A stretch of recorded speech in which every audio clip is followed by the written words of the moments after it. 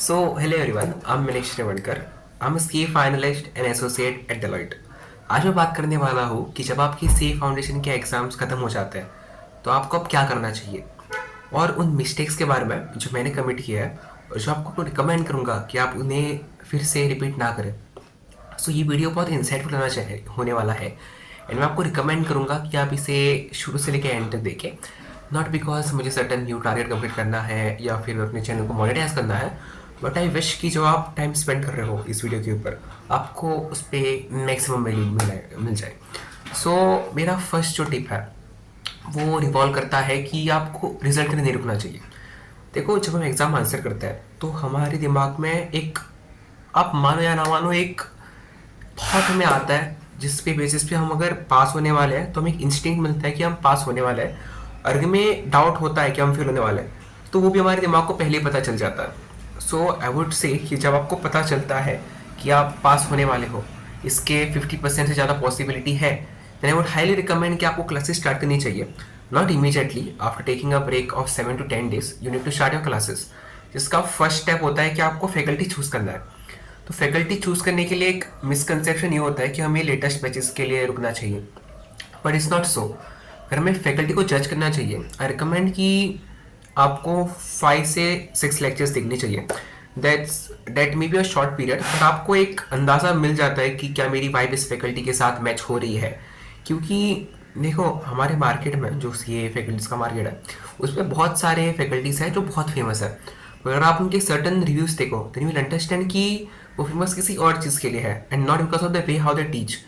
And ऐसे बहुत सी faculties हैं जो अंडररेटेड है और जो बहुत बढ़िया पढ़ाते हैं। I would say that they are hidden gems in the market. तो एक बार आपने फैकल्टी चूज़ कर दिया, you need to start your classes. क्योंकि क्या होता है ना, जो मैंने अपने अटेम्प्ट के एआईआर्स के पॉडकास्ट देखे थे और जितने भी मैंने देखे हैं उसमें मैंने एक जो पैटर्न है वो बहुत पहले आइडेंटिफाई किया है कि they start the classes very early. ठीक है, तो उनके पास रिवीजन के लिए बहुत टाइम रहता है।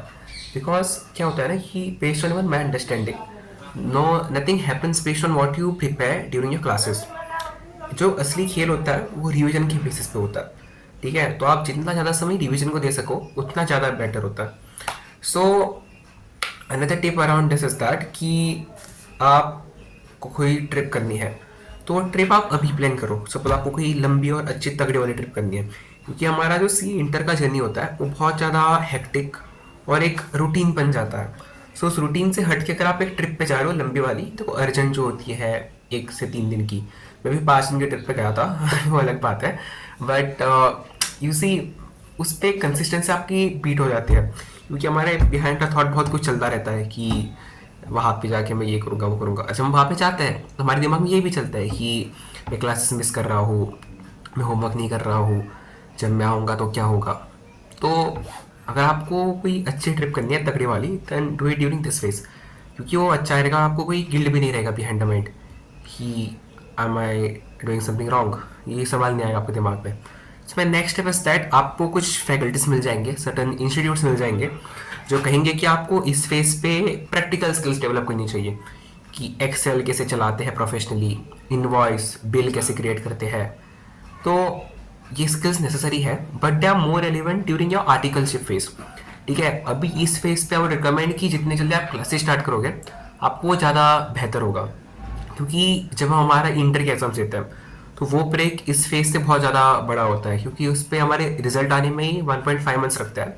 उसके बाद हमारे आर्टिकलशिप, अगर आप एक बिग फोर को टारगेट कर रहे हो तो आपको मिनिमम 1 महीना लगेगा। ठीक है, अपने अंडरस्टैंडिंग में बता रहा हूँ मैं तुम्हें। And so this skills are not relevant at this phase, इनका रेलिवेंस बाद में ज़्यादा आता है। Okay, so next step is that don't go off track, maintain a touch with the subject. क्योंकि जब आप ऑफ ट्रैक जाओगे ना तो आपको फिर से जो आपका ऑरा होता है पढ़ाई करने का, जो आपका एक फॉर्म होता है जिस पे आप अपने आप को बैलेंस कर पाते हो पढ़ाई में, वो आपका ब्रेक होता है और उस फॉर्म को रीगेन करने में आपको बहुत समय लगेगा। एंड जब आप एक टच रखते हो, मे बी आपने ब्रेक ले लिया, तो जब आपको मैंने बताया कि आपको क्लासेस स्टार्ट करनी चाहिए, इट्स नॉट सो कि आपको दिन भर पढ़ाई करना चाहिए। इट टेक्निकली मीन्स कि आपको एक बैलेंस मेंटेन करना चाहिए दिस फेज। दो, जब आपका एग्जाम्स मतलब रिजल्ट आ जाए और आप टेक्निकली जर्नी में एंटर करते हो तब एक अलग होता है, बट एज ऑफ नाउ आपको मज़े भी करने चाहिए। एंड उसी के अराउंड मेरा नेक्स्ट टिप भी है जो कि इन्जॉय। क्योंकि हमारा जो सी ए करिकुलम है, इसमें हमें इन्जॉयमेंट के बहुत कम चांसेस मिलता है। एक होता है आफ्टर सी ए फाउंडेशन, दूसरा होता है after C A intermediate, and चौथा मतलब तीसरा होता है आफ्टर सी ए फाइनल। तो ये जो फेज़ है आपका, आप एक ब्रेक डिजर्व करते हो इस फेज़ में, उसमें कोई डाउट नहीं है। But you see, starting your classes early will give an edge. It's not necessary कि आप रैंक की तैयारी कर रहे हो सो आपको क्लासेस जल्दी स्टार्ट करनी चाहिए। देखो, हमारा मेंटली पीस होता है एंड एक स्ट्रेस का ही होता है। अब स्ट्रेस को हैंडल करने is very much necessary during your C intermediate. You need to have that perseverance in you कि आप स्ट्रेस को मैनेज कर पाओ। बट जब आप क्लासेस जल्दी स्टार्ट करते हो, आपको लगता है कि जो चीज़ें हैं वो आपके कंट्रोल में है, and that feeling is very much necessary. It may not be true, but अगर आपके पास वो फीलिंग है ना, आपको एक कंफर्ट मिल जाता है। आप जब पढ़ाई करते हो, आपकी बिहाइंड द माइंड कम चीज़ें चलने लगती हैं एंड आप चीज़ों को ज़्यादा अच्छे से कर पाते हो। सो इट्स नेसेसरी कि आप क्लासेस जल्दी स्टार्ट कर पाओ। My second tip is that हम ऐसे सोचते हैं कि C intermediate will be very much similar to C A foundation.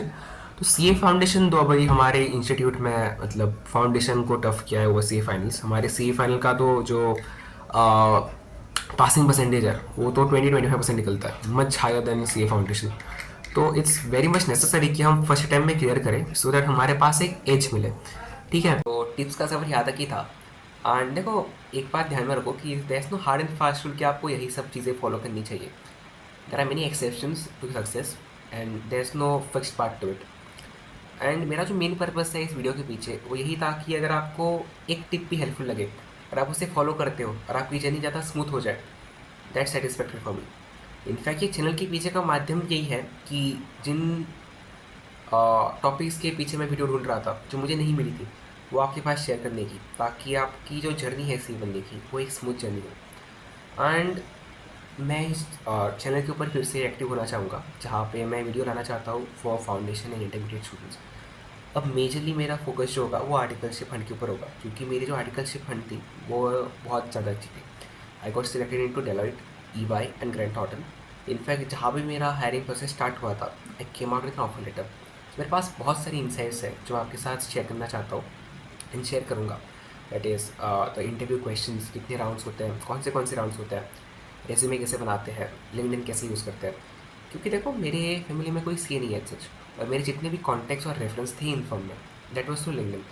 मैं लिंक्डइन को बहुत अच्छे से यूज़ किया। So I would like to share all this knowledge with you. With that I would like to conclude this video. Wish you best of luck and thank you.